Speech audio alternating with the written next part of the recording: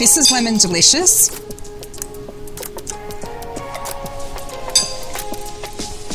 It's incredibly delicious. Right now we are going to grease a baking dish and make sure the oven is preheated.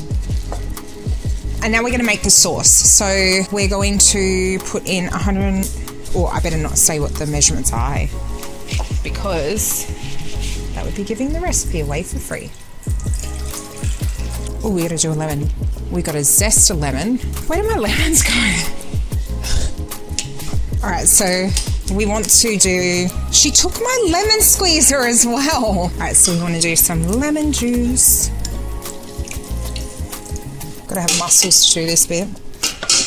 And we're gonna cook that now.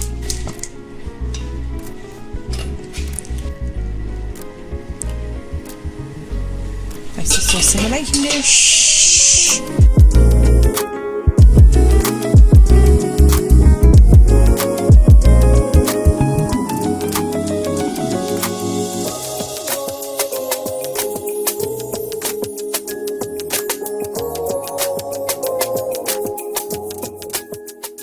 All right, so now I'm tipping the dough over the sauce.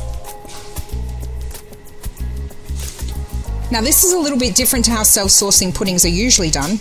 Usually they're done by making the batter first and then tipping the boiling sauce over the top. You know, for me as a mum, and hopefully my children want to make this recipe for me when I feel like it, it's much safer this way. It feels like anybody of any abilities could do it, including those with disabilities who aren't confident at slowly pouring boiling water on top of a cake batter. In the oven she goes.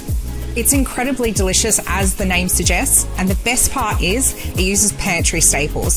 So you can have a really yummy dessert on the dinner table midweek with hardly any fuss at all. Give this delicious lemony dessert a go.